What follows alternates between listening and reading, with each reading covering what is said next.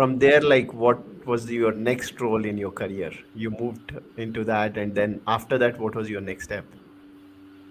Yeah, means after working in the regulatory affairs, I moved in the compliance department as a head of the compliance, and there I got a very good exposure. Means before that, also as a regulatory head, also I faced the MHRA and USFDA audit, and when I entered in the compliance department, so it was I was more exposed to the audits, customer audits, regulatory inspections, so worked very closely to look after compliance. As I was worked in every department, so it was it was very interesting journey. But the same time, there are a great responsibility of also when the people are working in the compliance department or who are working in the quality assurance department. Means every person is responsible whoever working in the pharma industry, but means whenever we work in the quality assurance and compliance department, so we feel the more responsible ourselves. Right. And what are the big challenges you see in this particular role? If you have to talk about the role you played in this particular role, what are the big challenges that you see in the compliance and audits? Yeah, compliance and audits, that the challenges are the main important thing. We want um, that we must be a very good communicator, because audit is not a single person's work, it is a teamwork. One person cannot make audit successful. Each and every person in the industry or any company must contribute to the success of any audit.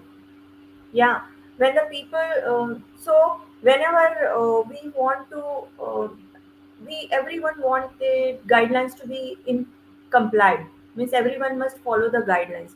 So many times this happens that we say that yes, this is to be done. The other person will ask that why it is to be done. Many times it happened that there is difference of opinion, right? The person who is working in other department and people who are working in QA or compliance, they have different opinion, right? So if the person is not a good communicator, so there is a less chances of being successful, because forcefully we cannot make everyone work forcefully. The person must wish to do. Means compliance does not happen कि forcefully we will say कि आपको ये करना ही पड़ेगा, आपको करना ही पड़ेगा, तो that is not the way of success. Means people want to do कि yes, we want to do in compliance, we want to make the medicines of good quality. They should not perform the data integrity, they should not do the manipulations. So means many times that people want to comply but they are not having that much knowledge. Many times this happens that the attitude of the people is not more appreciated. Many times happens that people want to do, but they don't know the way. So these are the things. So in each and every situation you must play a very tactfully, means you have to communicate tactfully that it is the good for the organization. And anyhow, when anyone is working in the company with 0483 or the company who has qualified the regulatory inspection successfully, so that is a matter of appreciation to that person also. It adds value to his or her career also. So many times we have to convince the people and that why it is important. So those are the things, the people working in quality and the people who are working in regulatory, people who are working in compliance.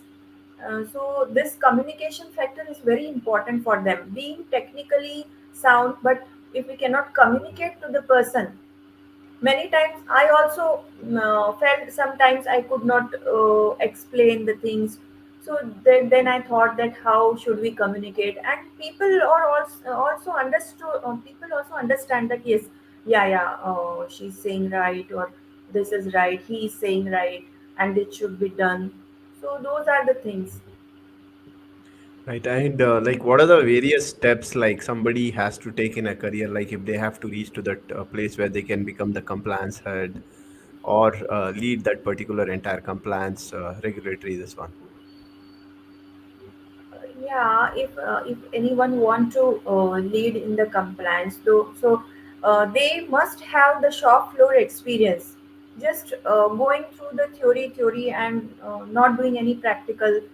So means that is not going to help. Means it is not helping to become successful practically. So one should have the experience also and knowledge also, good communication skill also. It is not that minimum qualification should be that or that. It is not any criteria. But once you enter in the industry, then based on the experience, one can grow to that level.